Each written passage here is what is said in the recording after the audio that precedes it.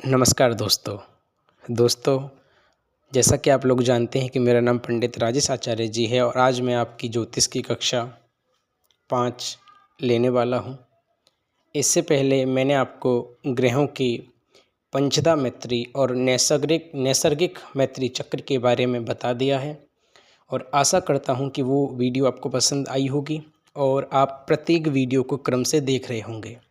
दोस्तों, क्रम से देखते चलिए और मैं आपको ये पूर्ण विश्वास दिलाता हूँ, पूर्ण भरोसा दिलाता हूँ कि मैं आपको एक ना एक दिन ज्योतिष के तौर पर ज्योतिष का बादशाह बना दूंगा। आप ज्योतिष के प्रक्रम को पूर्ण रूप से सीख जाओगे, ऐसा मेरा पूर्ण भरोसा है। तो आइए आज हम नक्षत्रों की गणना क्लास 5 प्रारंभ करते हैं और आप इस वीडियो को बड़े भाव से देखिए, जानिए, परखिए, जिससे आपको प्रत्येक चीज़ समझ में आए। तो चलिए प्रारंभ करते हैं नक्षत्रों की गणना। तो जैसा कि मैं आपको पहले बता चुका हूं कि गणेश भगवान का नाम उच्चारण करके श्री गणेशाय नमः बोल करके भगवान से यही प्रार्थना करनी है कि हे भगवान, हमारी विद्या को बढ़ाना, अपनी कृपा दृष्टि हमारे ऊपर सदैव बनाए रखना। ऐसी परमात्मा से आवाहन करना है और परमात्मा का नाम उच्चारण करना है। तो चलिए प्रारंभ करते हैं नक्षत्रों की गणना। दोस्तों, नक्षत्रों की गणना में मैं आपको प्रारंभ से सिखाता हूं कि हमारे कितने नक्षत्र हैं, किस प्रकार का उनका कर्म है, नक्षत्र होते क्या हैं, सब कुछ मैं आपको क्रम से बताता हुआ चलूँगा। ये वीडियो थोड़ी लंबी हो सकती है, तो आप क्रम से और शांति भाव से देखते हुए चलिए और प्रत्येक चीज़ को सीखते हुए चलिए। तो आइए प्रारंभ करते हैं हमारे नक्षत्रों के बारे में। दोस्तों, सबसे पहले मैं आपको बताता हूँ कि नक्षत्र होते क्या हैं। तो यहाँ पर मैं एक चीज़ लिख रहा हूँ, पहले आप उस चीज़ को देखिए। ये मैंने लिखा कि नक्षत्रों के समूह को राशि कहते हैं। ये मेरे हिसाब से आपने पहले सुन भी लिया होगा मेरे मुंह से काफ़ी बार कि नक्षत्रों के समूह को राशि कहते हैं। इसका मतलब क्या है, ये चीज़ें आपको समझ में आनी चाहिए, तब आप ज्योतिष के कार्य में निपुण हो सकते हो, तब आपको ज्योतिष की प्रक्रिया समझ में भी आएगी। तो ये चीज़ आपको पता होनी चाहिए कि नक्षत्रों के समूह को राशि कहते हैं। वो राशि कैसे कहते हैं नक्षत्रों के समूह को, और नक्षत्र क्या होते हैं। तो यही चीज़ें मैं आपको धीरे धीरे बताता हुआ चल रहा हूँ, तो आपको यही चीज़ें ध्यान रखनी है। तो मैं आपको प्रारंभ से सिखाता हूँ कि नक्षत्र क्या होते हैं। जैसा कि मैं आपको पहले बता चुका हूँ कि हमारा जो ब्रह्मांड है, पूरा जो आकाश है हमारा, वो 360 डिग्री, कितने 360 डिग्री पर पूरा आकाश है। पूरा प्लैनेट्स चक्कर लगाते हैं, जिसमें 360 डिग्री का चक्कर होता है, जैसा कि आपको पता है इस बारे में। तो अब हम क्या चीज़ सीखेंगे कि 360 डिग्री का जो प्लैनेट है, उस प्लैनेट में जो तारामंडल हैं, उस प्लैनेट में जो तारे, जो स्टार्स दिखाई देते हैं, उन तारामंडलों का जो समूह है, उन तारामंडलों का जो समुदाय है। जैसे मैंने आपके सामने ये पूरा आकाश बना दिया, एक क्रम में बनाया है, वैसे तो अनंत है, पर मैंने आपको एक क्रम में ये आकाश बना दिया। इस आकाश के 2 भाग हैं। अगर मैं इस आकाश के 2 भाग करता हूँ, मैं आपको बारीकी से समझा रहा हूँ, आपको ये समझना पड़ेगा। इसके 2 भाग, एक भाग होता है उत्तर गोलार्ध और दूसरा भाग होता है दक्षिण गोलार्ध। जैसे इंग्लिश में एक को बोलते हैं साउथ पोल और एक को बोलते हैं नॉर्थ पोल और साउथ पोल। तो ये पूरा आकाश है। इस आकाश में कुछ लोग यहाँ रहते हैं और कुछ लोग यहाँ निवास करते हैं। और यहाँ रहने वाले लोगों को जब आकाश दिखता है, जब ये आकाश को देखते हैं, तो इनको आकाश ना आधा दिखाई देता है। जैसे आप आकाश को देखोगे, यहाँ से निगाह मार के आप पूरा ऐसे आकाश को देखोगे तो आपको आकाश आधा दिखाई देगा, और जो इधर रहते हैं उनको भी आकाश आधा दिखाई देता है। समझ रहे मेरी बात को?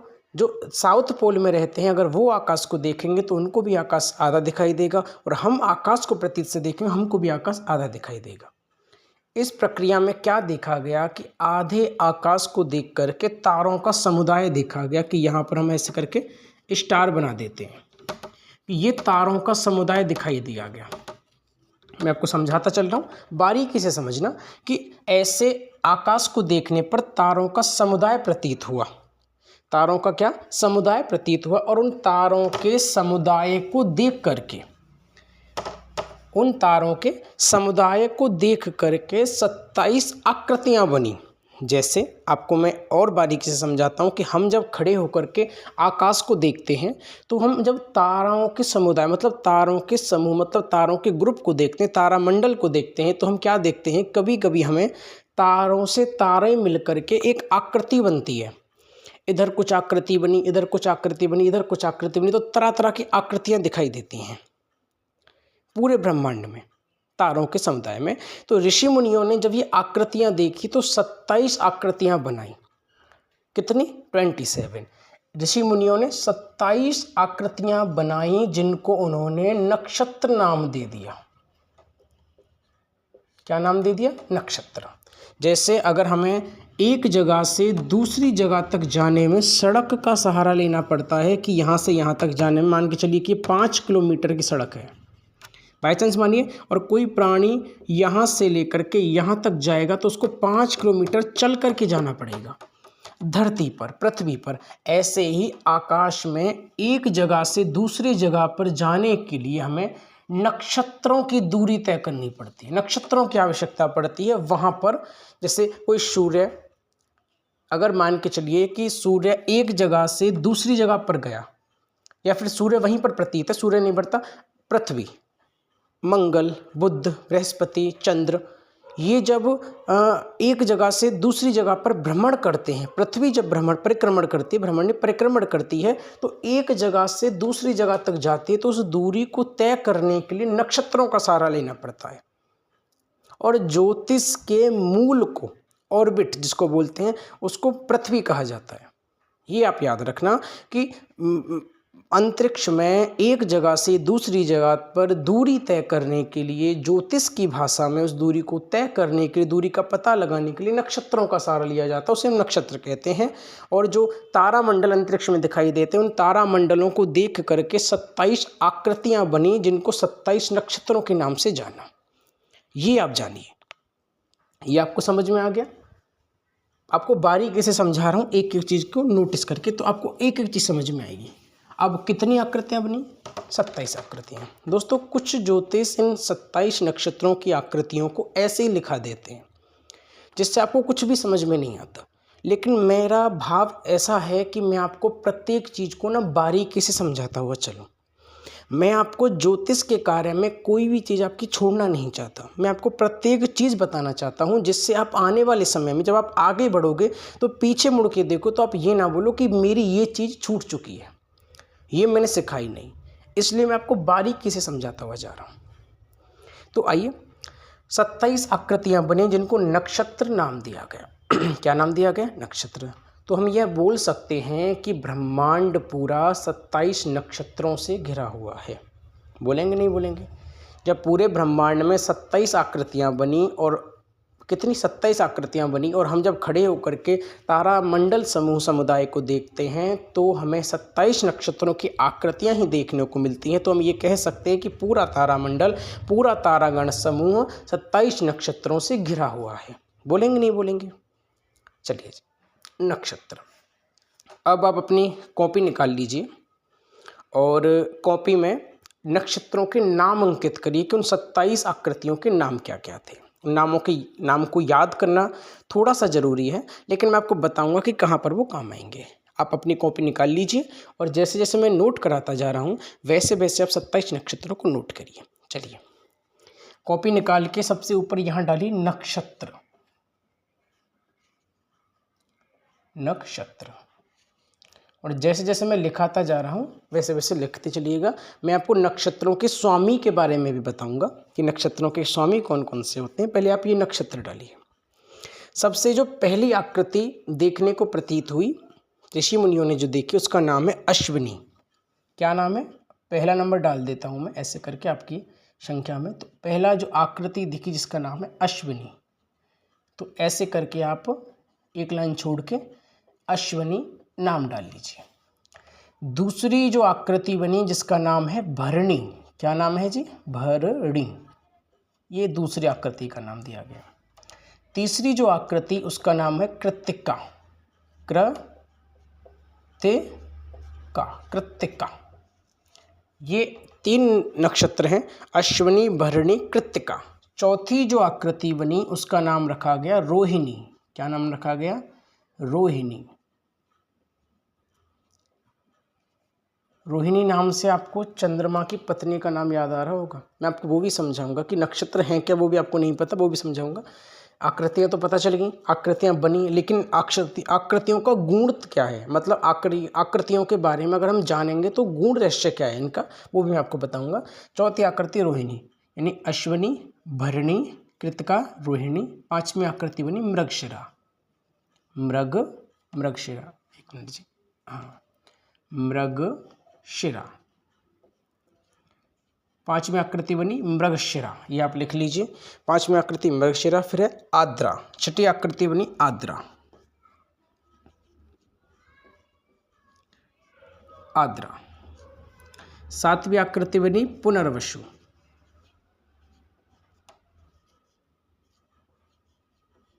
पुनर्वसु, ये आप नोट करते हुए चलिए मेरे साथ। अश्विनी, भरणी, कृत्तिका, रोहिणी, मृगशिरा, आद्रा, पुनर्वसु। और जो अगली 8वीं आकृति बनी जिसका नाम है पुष्य। क्या नाम है जी? पुष्य। ये 8वीं आकृति का नाम है पुष्य। 9वीं जो आकृति बनी उसका नाम है आश्लेषा। मैं आपको क्रम से बताने की चेष्टा करूंगा कि आपको क्रम से याद करने हैं, तो थोड़े क्रम के संयोग में आपको ये याद करने पड़ेंगे। तो आप मेरे साथ याद करते हुए चलिए कि सबसे पहले अश्विनी, भरणी, कृत्तिका, रोहिणी, मृगशिरा, आद्रा, पुनर्वसु, पुष्य। ये आप नोट करिए, तब तक मैं आपको क्रिया बताता हूँ, ये आप थोड़ा नोट कर लीजिए पहले आप, और एक बार इनको ना रिपीट कर लीजिए 8 नक्षत्रों को, बाकी मैं आपको नक्षत्र लिखाऊंगा।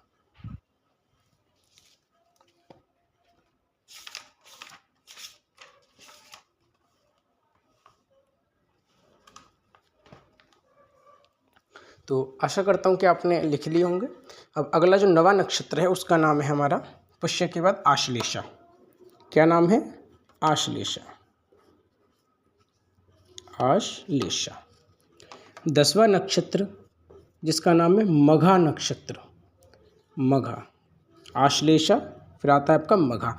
मघा के बाद 11वां जो नक्षत्र है इसका नाम है पूर्वा फाल्गुनी। क्या नाम है जी?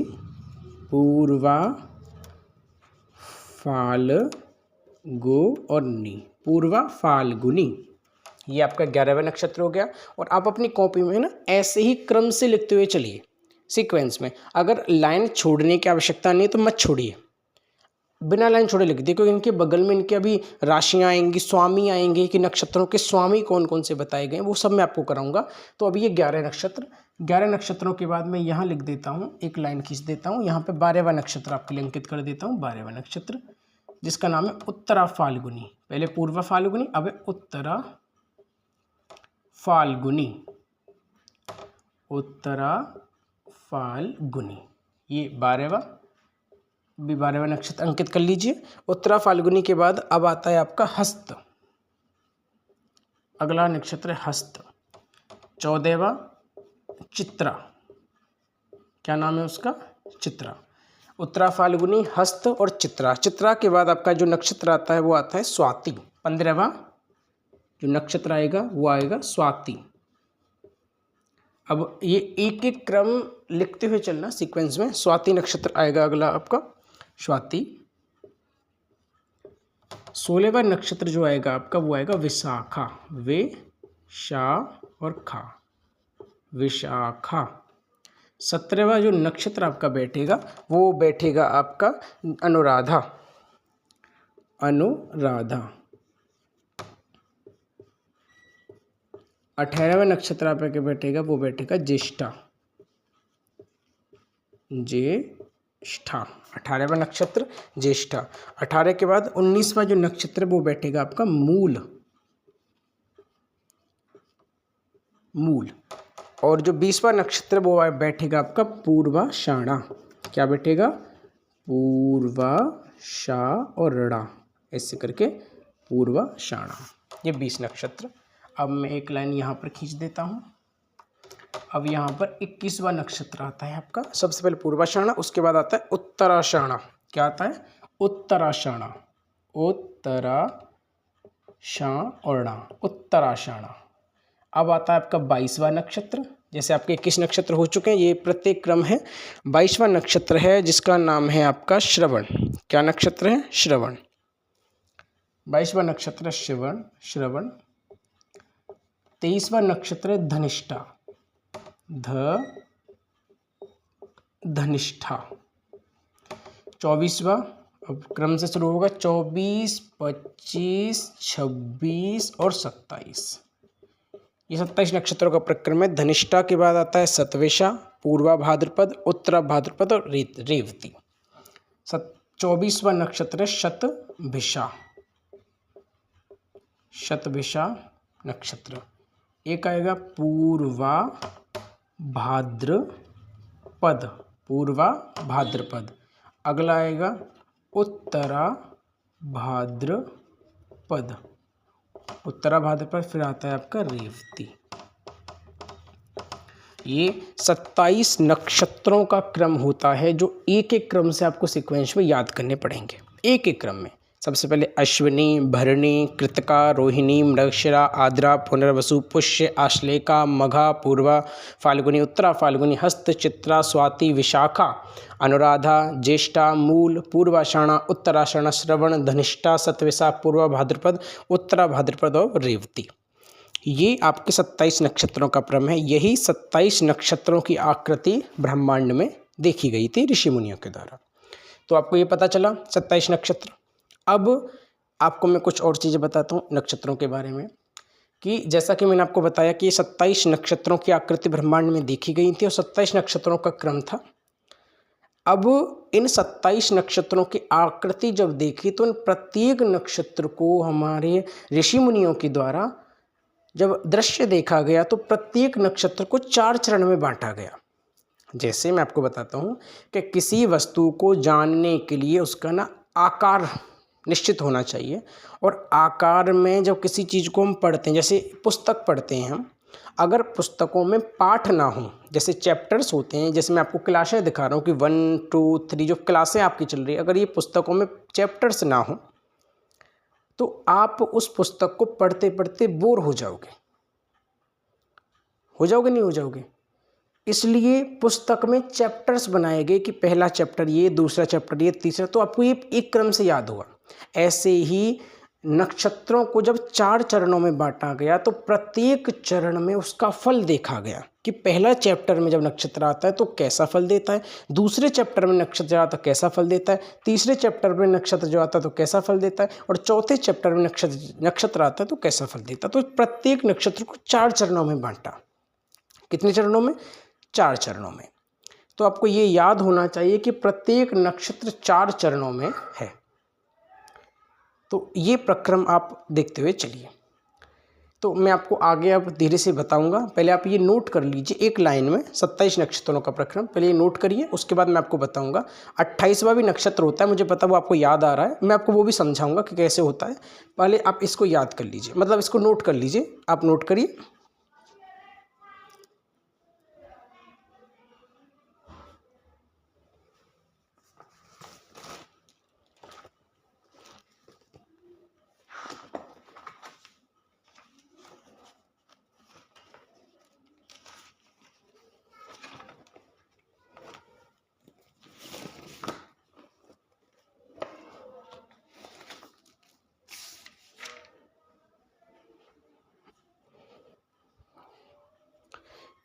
तो आशा करता हूँ कि आपने ये नोट कर लिया होगा। तो मैं आपको ये क्रम धीरे धीरे और बताता हुआ चलूँगा।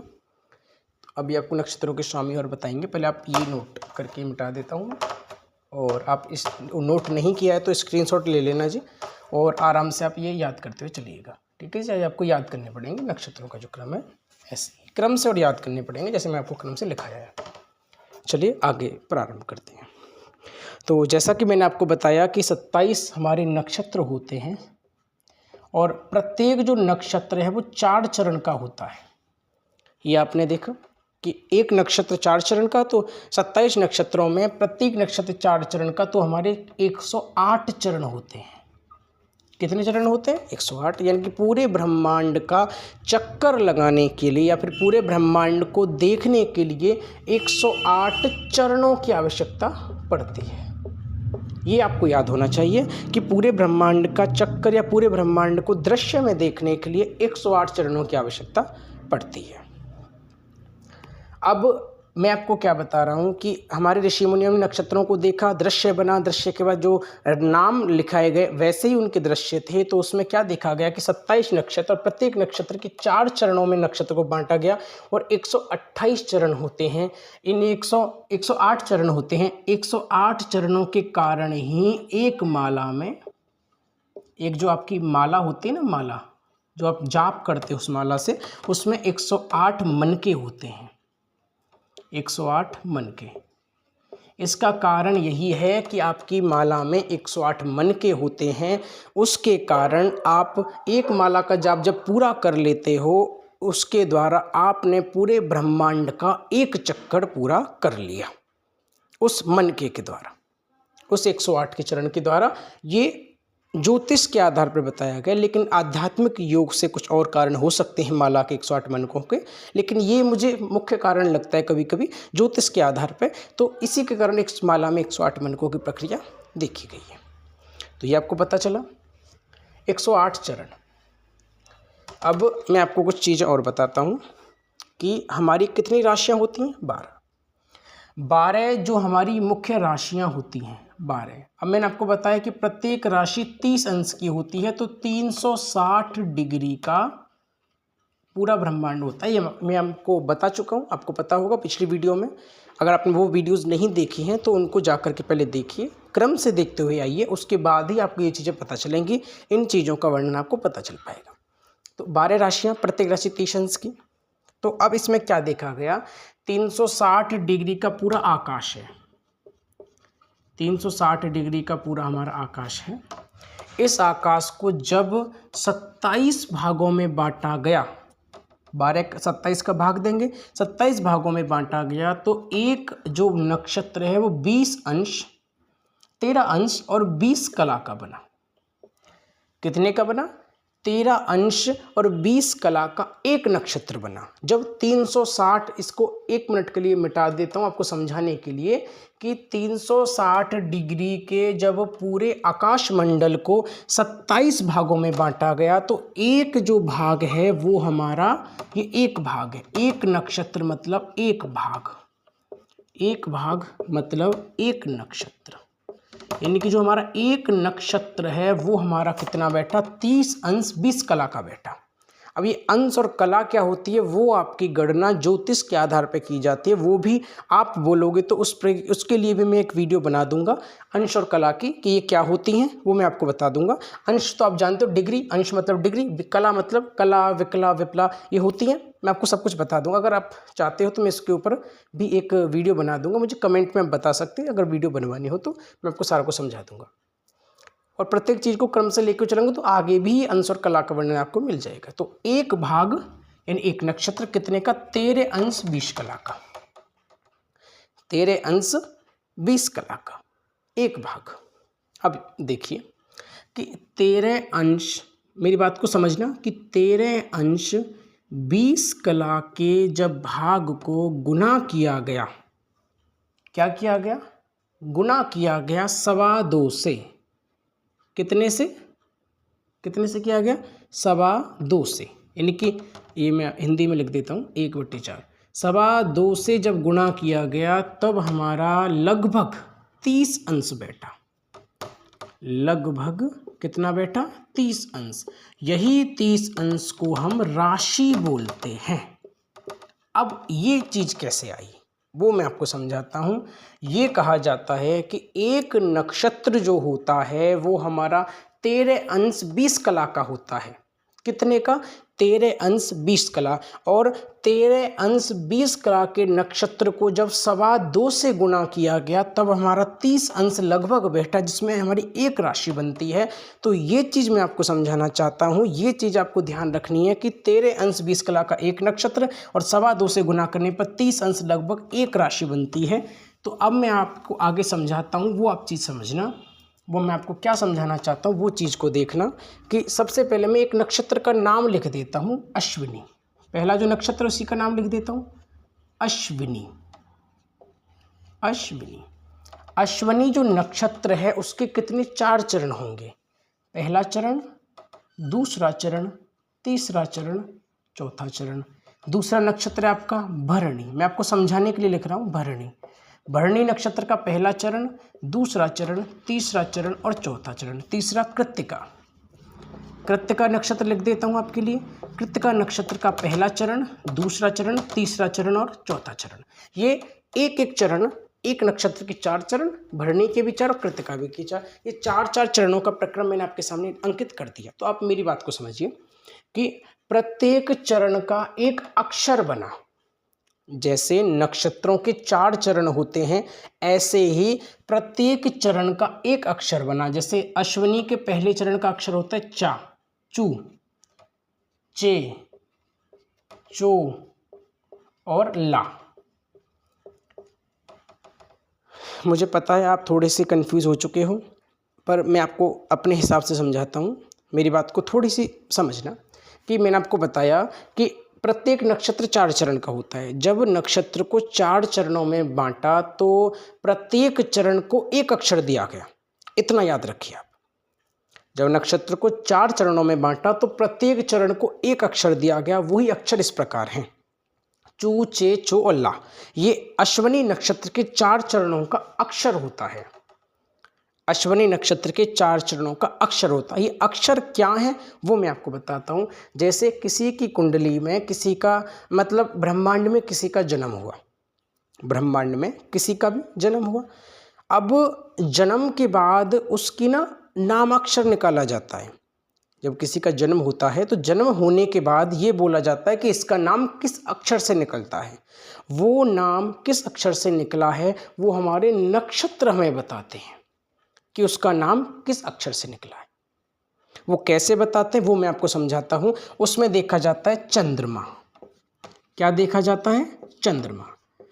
अब मैंने आपको पहले बताया था कि प्रत्येक नक्षत्र 13 अंश और 20 कला का होता है। 13 अंश और 20 कला का प्रत्येक नक्षत्र होता है।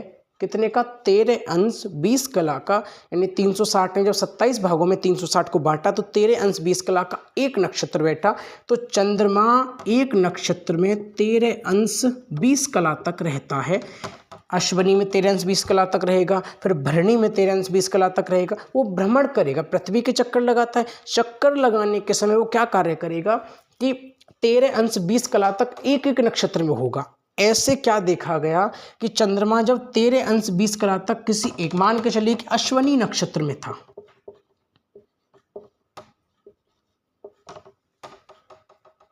चंद्रमा 13 अंश 20 कला तक मान के चलिए कि अश्विनी नक्षत्र में था।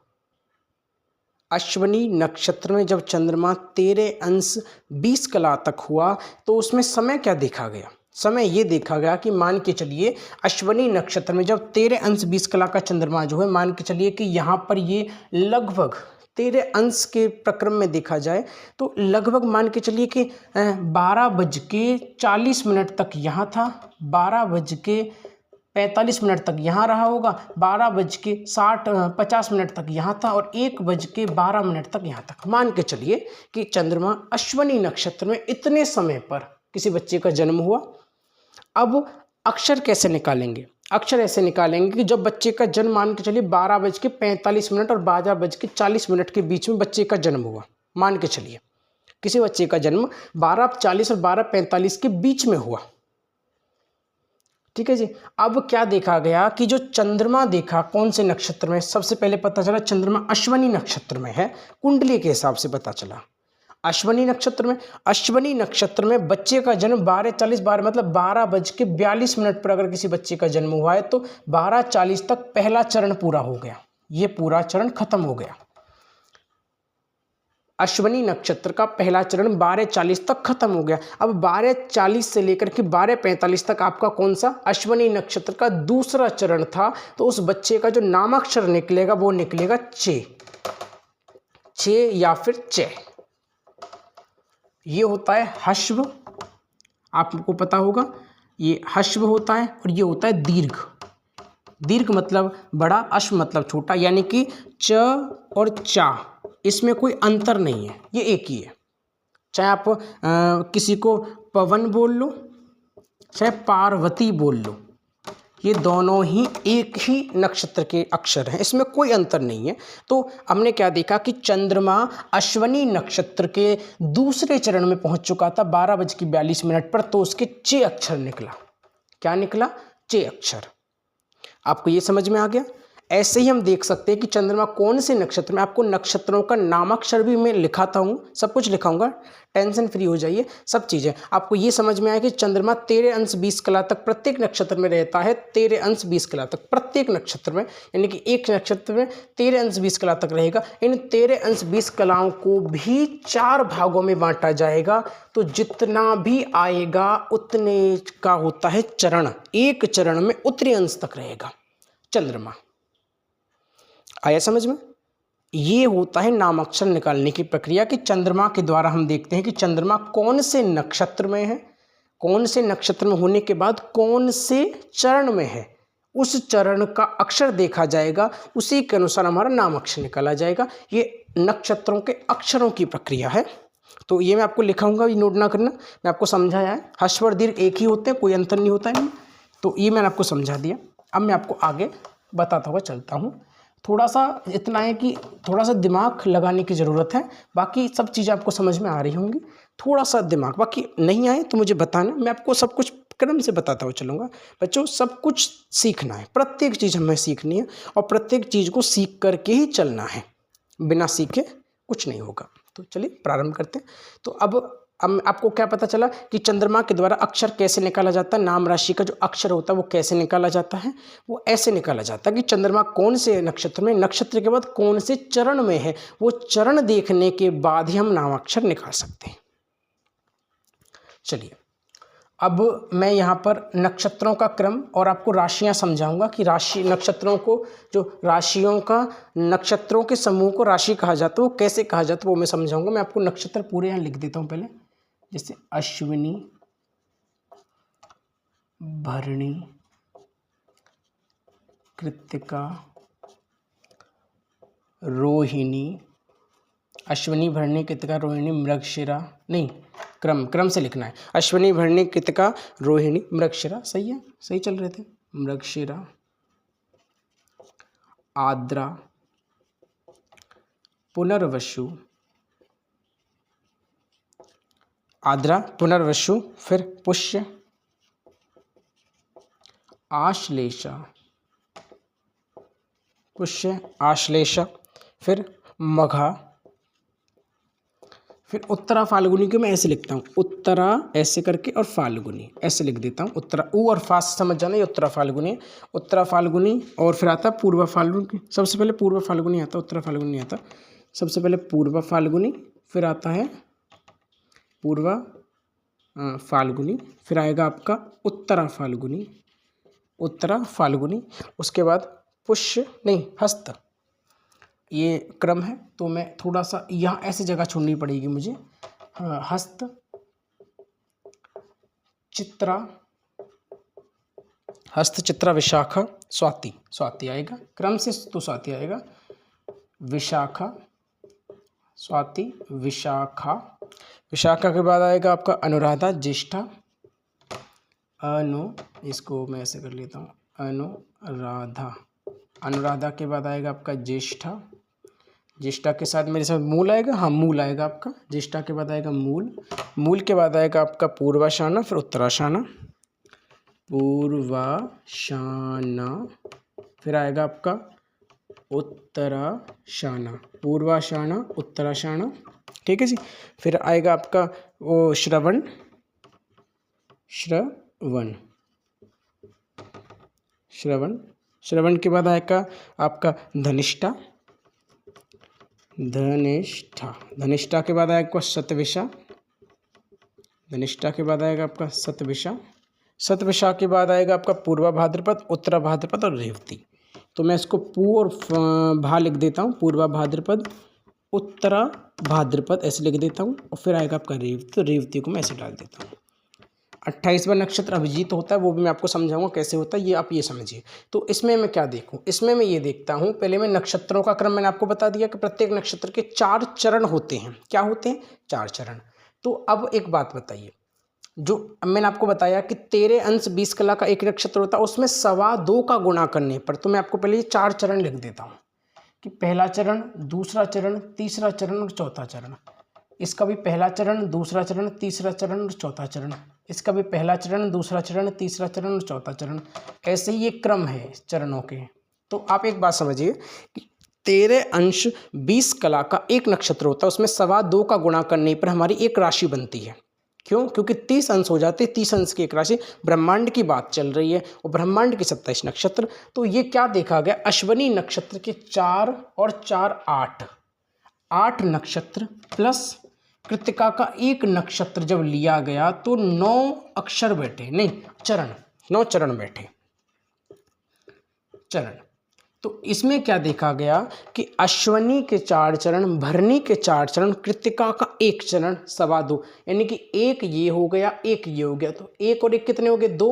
और जब ये 4 चरणों में से एक चरण ले लो तो क्या 2.25 चला गया? 2.25, आधा, पौना और पूरा, यही होते कि नहीं होते? कि पहले होता है 2.25, फिर होता है आधा, फिर नहीं हाँ 2.25, फिर होता है आधा, फिर होता है पौना यानी 75%, फिर होता है 100%। इसका 25% हीरा, 25 ये 100% हो गया। तो इसका 1% यानी कि 25% चले, 2.25 चला गया, यानी कि एक चरण चला गया। तो 9 चरणों को हम क्या बोलेंगे? इसको बोलेंगे आप, इसको बोलेंगे 2.25, इसको बोलेंगे 2.25। 9 चरणों को 2.25 ही बोलेंगे। 2 नक्षत्र और एक नक्षत्र का हमारा 2.25, आधा, आधे से भी आधा मतलब 2.25 चला गया। तो इसको क्या बोलेंगे? 9 चरण बोलेंगे, नहीं बोलेंगे? तो 9 चरण मतलब 2.5, नहीं 2.25। तो 9 चरणों की हमारी होती है एक राशि। ये आपको समझना पड़ेगा। इस बात को समझिए कि जब अश्वनी के 4 चरण, भरणी के 4 चरण, कृत्तिका का एक चरण लिया गया तो हमारे 9 चरण बैठे। उन 9 चरणों की एक राशि बनी। क्यों? क्योंकि इन 9 चरणों का ही क्रम 2.25 से देखा गया कि 13 अंश 20 कला को जब 2.25 से गुणा, 2.25 क्या होगा हमारा? 2 और 2.25, 2 का मतलब 2 नक्षत्र। अब एक बात बताइए, 13 अंश 20 कला का गुणा जब हम 2 से करेंगे, मतलब क्या? 13 अंश 20 कला का जो एक नक्षत्र उसका दुगना कर दिया गया। दुगने का मतलब क्या? कि 2 नक्षत्र। उसके बाद पॉइंट क्या? 0.25 से मतलब क्या? कि 1/4 मतलब 2.25 लिया गया। 2.25 मतलब क्या? कि जो तीसरा चरण जो हमारा बैठ रहा था, उस चरण के 4 चरणों में से एक चरण ले लिया जाए तो 2.25 हो गया। 2.25, आधा, पौना, पूरा 2.25 ले लिया गया। तो जब 2.5 से यानी 2.25 से जब गुणा किया गया तो हमारे 8 चरणों के 2 नक्षत्र बने और एक तीसरे नक्षत्र का एक चरण लिया गया। इससे हमारी एक राशि बनती है। ये आप समझिए, एक राशि बनेगी। मतलब क्या? कि अश्वनी के 4 चरण, भरणी के 4 चरण और कृत्तिका के एक चरण को लेने पर हमारे 9 चरण बनते हैं और उन 9 चरणों की बनती है हमारी मेष राशि। ये चीज आपको पहले अपने दिमाग में भरनी पड़ेगी कि 9 चरणों से बनती है। अश्वनी के 4, भरणी के 4, कृत्तिका के एक चरण, यानी 9 चरणों से हमारी बनती है मेष राशि। ये चीज आपके दिमाग में है तो आपको ये समझ में आ चुका है।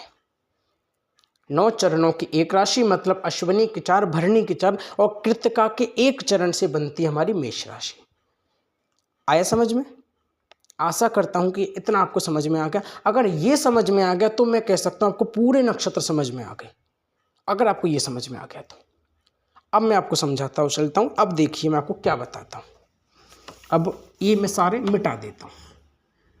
मैंने आपको क्रम बताने के लिए ये लिखे थे। अब मैं आपको बिल्कुल आराम से, शांति से मैं आपको ये भी मिटा देता हूँ, क्योंकि मुझे पूरे नक्षत्र लिखने पड़ेंगे इसमें, तभी आपको समझ में आएंगे।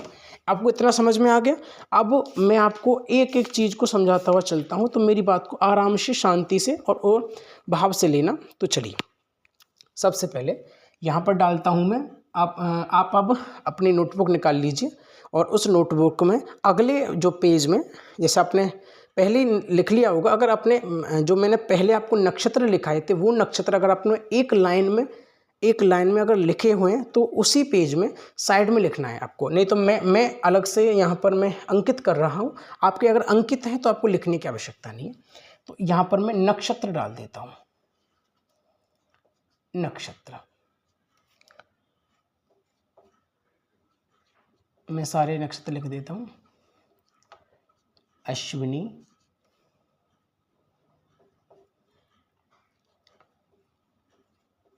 भरणी,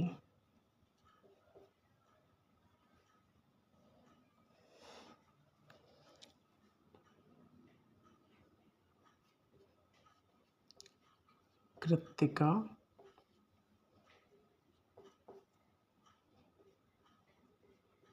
रोहिणी,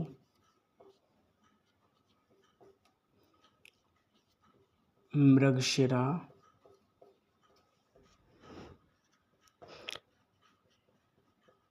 आद्रा,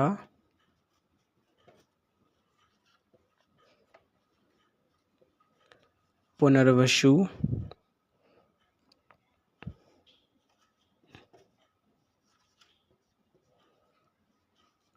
पुष्य,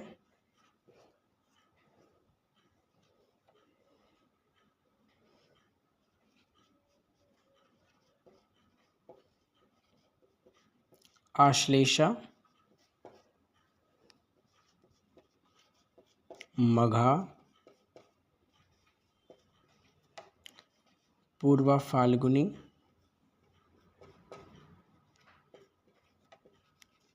उत्तरा फाल्गुनी,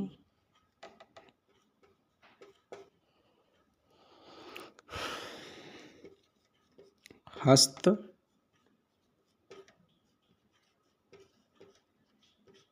चित्रा,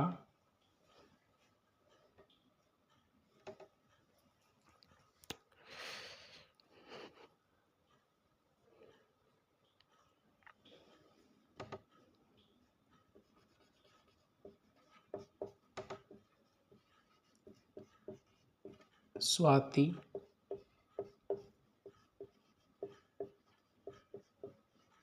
विशाखा,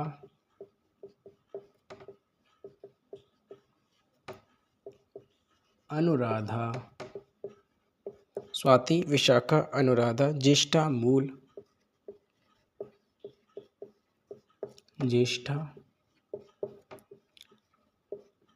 मूल, ज्येष्ठा, मूल, पूर्वाषाढ़ा, उत्तराषाढ़ा, पूर्वाषाढ़ा, उत्तराषाढ़ा, श्रवण,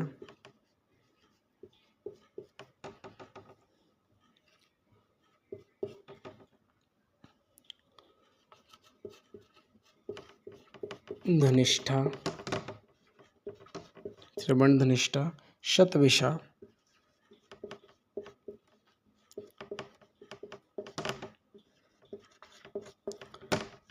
पूर्वा, भाद्रपद, उत्तरा, भाद्रपद,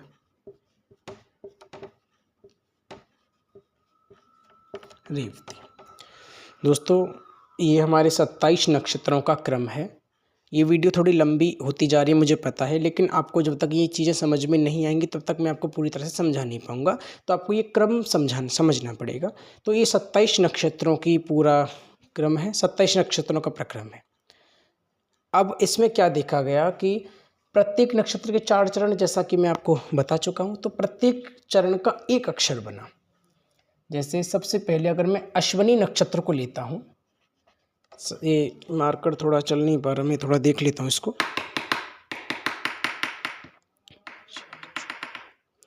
अश्विनी नक्षत्र को लेता हूँ तो सबसे पहले इसके 4 चरण बनते हैं। चू, चे, चो और ला। ये अक्षर आप नोट करते हुए चलिए। ये नक्षत्रों के अक्षर हैं, चू, चे, चो, ला। चू, चे, चो और ला। अब दूसरे क्या आते हैं? ली, लू, ले और लो। क्या आते हैं? ली, इसको थोड़ा मैं ऐसे करके, इसको ऐसे करके, ली लू, ली लू ले, ली लू ले और लो, ये हमारे भरणी नक्षत्र के हो गए। अब आते हैं कृतिका नक्षत्र के। तो कृतिका नक्षत्र के अंत में आपको एक बार पूरे लिख लेता हूँ, उसके बाद मैं आपको बताता हुआ चलूँगा। एक बार मैं पूरे लिख लेता हूँ, मैं आपको दिखा देता हूँ। तो सबसे पहले अब ये कृतिका नक्षत्र के होंगे आ ई उ ए। सबसे पहले आ, फिर होंगे ई, ये क्या हो गया मार्कर को, ई, आ ई उ और ए। रोहिणी नक्षत्र के 4 होंगे, आ ई, और रोहिणी नक्षत्र के होंगे ओ, वा, आप लिखते हुए चलिए, वी और वू। मृगशिरा नक्षत्र के 4 होंगे, वो होंगे वे, वो, का और की। आद्रा के 4 होंगे, वो होंगे कु, लिखते हुए चलिए, कु, घा, घागड़ी, घ, ड़ा, यानी बिंदी बनिया होगी, ड़ा नहीं ना होगा, और छ। पुनर्वसु के 4 होंगे, के, लिखते हुए चलिए, के, को, हा और ही। पुष्य के 4 होंगे, ये होंगे पुष्य के जो 4 होंगे वो आपके आद्रा के हो गए। अब पुनर्वसु के हो गए 2 3 4 5 6 7। अब होंगे ही के बाद हु, ये हु है, ये ध्यान बता देना, हु है ये, हु, ठीक है जी। हु, हे, हो, हु हे, हो और डा। शंभु, डा। आगे होंगे D, do, day, D do day और डू। मगा के होंगे मा, मी, मू और मे। पूर्व फाल्गुनी के होंगे मो, टा, टी और टू। उत्तरा फाल्गुनी के होंगे टे, टो, पा और पी। हस्त के होंगे पू, शा, ना, णा और ठ। चित्रा के होंगे पे,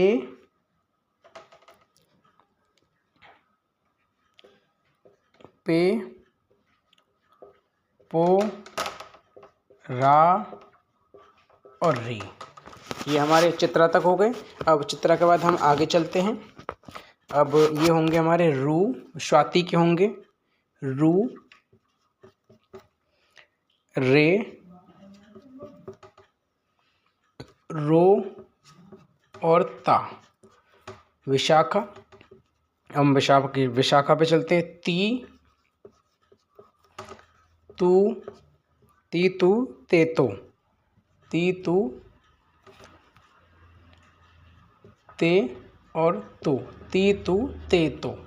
अनुराधा, अनुराधा के होंगे हमारे ना, नी, नू और ने। ज्येष्ठा, ज्येष्ठा के होंगे हमारे नो, या,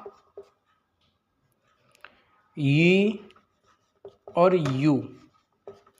मूल के होंगे हमारे ये, यो, भा और भी। पूर्वाषाढ़ा के होंगे हमारे भू, धा, फा और णा। उत्तराषाढ़ा के होंगे हमारे भे, भो, जा और जी उत्तराषाढ़ा के। आपको ये थोड़ा बता देना, समझ में ना आए तो जी। श्रवण, श्रवण के होंगे हमारे खी, खा, खे, खो, खी खा खे खो। धनिष्ठा, धनिष्ठा के होंगे हमारे गा, गी, गू और गे। शतविषा, शतविषा के होंगे हमारे गो, सा, सी और सु। पूर्वा भाद्रपद के होंगे हमारे पूर्वा भाद्रपद के होंगे हमारे से, सो, दा और दी। उत्तरा भाद्रपद के हमारे दू, था, झ और न, चूल्हे बनिया वाला नाम है। और रेवती के होंगे हमारे दे, दो, चा और ची, दे दो चा ची। तो ये हमारे 27 नक्षत्रों के नाम अक्षर हैं, जिसको हम चरणाक्षर बोलते हैं। क्या बोलते हैं? चरणाक्षर। तो ये हमारे 27 नक्षत्रों के चरणाक्षर हैं। तो ये आप नोट कर लीजिए, आपको समझ में ना आए तो मुझे बता देना। वैसे तो दिख रहा है थोड़ा बहुत, ये मार्कर थोड़ा ख़राब हो चुका है, मैं कल को बदल दूंगा। तो ये 27 नक्षत्रों का प्रक्रम, ये आप नोट कर लीजिए आराम से, शांति से इसको नोट करना है। इसके ही द्वारा आप किसी के जन्म के बाद उनके नामाक्षर निकाल सकते हैं। क्या निकाल सकते हैं? नामाक्षर। तो ये आपको समझ में आए। अब इसके बाद मैं आपको इनकी राशियों का प्रक्रम और बताऊंगा। क्या बताऊंगा? राशियों का प्रक्रम। तो चलिए इसको आप नोट कर लीजिए।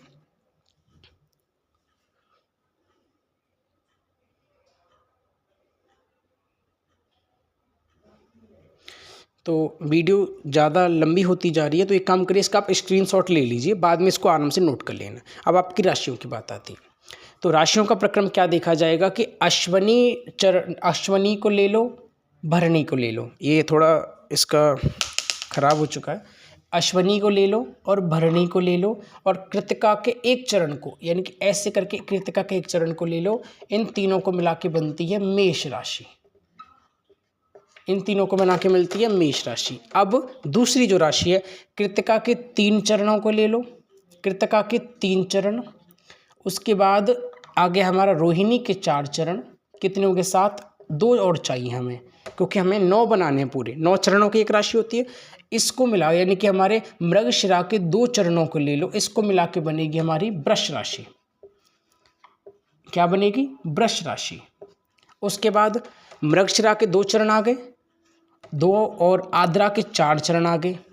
मृगशिरा के 2 चरण, आद्रा के 4 चरण, तो कितने हो गए? 6। 6 और 1, 6, 6 और 3, यानी कि पुनर्वसु के 3 चरणों को ले लो। इसको और इसके 3 चरणों को मिला के बनती है हमारी मिथुन राशि। इसको बना के बनती है हमारी मिथुन राशि। अब इसका एक चरण बचा, एक चरण इसका ले लो, 4 चरण इसके ले लो, 4 चरण इसको ले लो, यानी पूरे चरणों को बना के बनती है हमारी कर्क राशि। 9 चरणों की एक राशि होती है कर्क राशि। अब फिर से वही शुरू, 4 चरण, 4 चरण, 8, 8 के बाद इसका एक ले लो, इसके बना के बनती है हमारी सिंह राशि। क्या बनेगी हमारी? ये बनेगी हमारी सिंह राशि। सिंह राशि। ऐसे ही प्रत्येक नक्षत्र के 4 चरणों के हिसाब से क्रम बनाया गया, 9 चरणों का क्रम लिया गया, जिसकी प्रत्येक राशि बनती है। इन राशियों को याद करने का एक फॉर्मूला था, वो फॉर्मूला मैं आपको बताता हूँ। थोड़ा संयोग की बात है, आपको ये समझ के चलने पड़ेंगे। वो फॉर्मूला थोड़ा बताते हैं। चलो, इसको प्रक्रम को आप याद रखना कि ऐसे ऐसे करके ये राशियों का क्रम बनता है, यानी कि 9 चरणों की एक राशि होती है। अब हम क्या देखेंगे? अब हम ये समझेंगे कि अगर हमारा चंद्रमा, अगर हमारा मून चंद्रमा अगर अश्वनी नक्षत्र के 3रे चरण में है, तो हमारी कौन सी राशि बनेगी? तो हमारी नाम राशि क्या होगी? तो हमारी नाम राशि होगी मेष। ये क्रम आपको याद रखना पड़ेगा। अगर हमारा चंद्रमा अश्विनी नक्षत्र के चारों चरणों में से किसी का भी चंद्रमा है, अक्षर मिल जाएगा चो, राशि बन जाएगी मेष। ये हमारी नाम राशि और नाम अक्षर हो गया हमारा चो। ये क्रम आपको याद रखना पड़ेगा, इस क्रम को याद करके चलना पड़ेगा, ये प्रक्रिया है। ऐसे ही आप प्रत्येक क्रम को बनाते हुए चलिए। मैं आपको ये डायरेक्ट लिखवा देता हूँ जिससे कि आपको आसानी होगी करने में। तो ये आपको समझ में आ गया होगा। अब मैं आपको डायरेक्ट ये लिखवा देता हूँ, ये मिटा के आपको ये प्रत्येक चीज़ नोट कर लीजिएगा। जो नक्षत्र का जो अक्षर बनेगा, यानी कि 9 चरणों की एक राशि होगी, मैंने आपको वो भी बता दिया। चंद्रमा 13 अंश 20 कला तक एक नक्षत्र में रहता है, उसके बाद वो दूसरे नक्षत्र में चला जाता है, और कौन से नक्षत्र में चंद्रमा है, कौन से चरण में है, वो अक्षर हो जाएगा। और जिस नक्षत्र के जिस भी चरण में उसकी जो राशि जो बनती है वो आपकी नाम राशि बन जाएगी। ये प्रक्रिया है, ये चीज़ों का क्रम है। उसके बाद मैं आपको अब राशियों के नाम अक्षर बता देता हूँ कि कौन सी राशि में कौन से अक्षरों का क्रम है, वो मैं आपको बता देता हूँ। जैसे अगर वो क्रम क्या था कि 2r-1 नाम राशि, 1 2 3 और 4, 4 और 1 5, 5 के हिसाब से लिया गया था मेरे हिसाब से। चलो देखते हैं क्या बनता है। सबसे पहले पहली राशि, ये मार्कर थोड़ा ख़राब हो चुका है,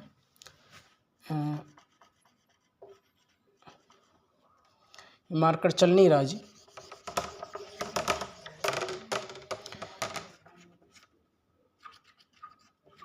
मेष, वृष, मिथुन, कर्क। मेष, वृष, मिथुन और कर्क, 4 3 12। मिथुन, कर्क, सिंह, कन्या, तुला, वृश्चिक, धनु, मकर, कुंभ और मीन। ये राशियाँ आपको याद हैं, ये मैं आपको करा चुका हूँ। ये राशियों का प्रक्रम है, मेष, वृष, मिथुन, कर्क, सिंह, कन्या, तुला, वृश्चिक, धनु, मकर, कुंभ और मीन। ये राशियों का क्रम है। अब मैं आपको क्या सिखाता हूँ, अब आप एक चीज़ याद रखिए, मैं आपको ये बताऊँगा कि कौन सी राशि में कौन सा नक्षत्र आता है। ये थोड़ा सरल पड़ेगा, इससे आपको ये याद रखना। तो ये क्रम मैं आपको बताता हूँ, तो वो चीज़ आप देखिए। जब 4 राशियाँ आएंगी, मेष, वृष, मिथुन और कर्क, तो इसमें फॉर्मूला लगाना है 2r-1। सिंह, कन्या, तुला, वृश्चिक, अगली 4 के लिए लगाना है 2r, और उससे अगली 4 के लिए लगाना है 2r+1। ये फॉर्मूला है ज्योतिष का। r मतलब नंबर ऑफ राशि, राशियों का नंबर। जैसे अब मैं आपको समझाता हूँ। जैसे मेष राशि 1 नंबर पे आती है, आपको पता है 1 नंबर पे मेष राशि आती है, 2 पे आपकी वृष राशि आती है, 3 पर आपकी मिथुन आती है, 4 पर आपकी कर्क आती है, आपको पता है। तो मेष राशि, तो 2 गुना मेष -1 क्या बैठेगा, 2 एकम 2 में से गया 1, यानी कि पहला, दूसरा और तीसरा। पहला नक्षत्र, दूसरा नक्षत्र और तीसरा नक्षत्र हमारी मेष राशि में आएंगे। अश्वनी, मघा नहीं, अश्वनी, भरणी और कृतिका हमारे इस उसमें आएंगे, पहली राशि में। चरणों की बात नहीं की मैंने नक्षत्रों की बात की। चरण आपको देखने, मैं आपको बताता हूँ किस में आएंगे आपके, इस मतलब अश्वनी, भरणी, कृतिका आपके इस चरण में आएंगे, ये आपको पता चल गया। उसके बाद अब एक तरह से देख लेते हैं। जैसे मैं नंबर ऑफ राशि लिख देता हूँ 2, और मैं कर्क राशि का पता करता हूँ, तो आपको ये चीज़ें, जैसे मैं यहाँ लिख देता हूँ 2 गुना नंबर ऑफ राशि में कर्क राशि का जानना चाहता हूँ। कर्क राशि कितने नंबर पे, 4 नंबर पे आती है, -1, तो कितना बनता है, 2 चक 8, 8 में से 1 गया 7, तो 7वां नक्षत्र, 8वां नक्षत्र और 9वां नक्षत्र आपके कर्क राशि में आएगा। नक्षत्र, चरण नहीं, नक्षत्र कैसे भी करके, चाहे 1 चरण तक आता है, कुछ भी आता है, इसमें आएगा। ये क्रम है, ये चीजें आगे समझ में, ये प्रक्रिया देखिए। अब इसमें देखिए, जैसे आपकी सिंह राशि 5 पे, कन्या राशि 6 पर, तुला राशि 7 पर और वृश्चिक राशि 8 पर आती है। वृश्चिक राशि,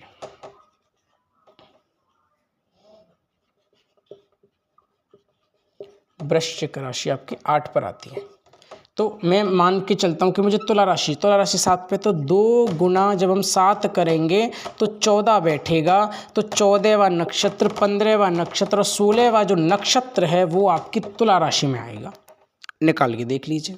ये तो दोस्तों बाकी की गणना हम बाद में करेंगे।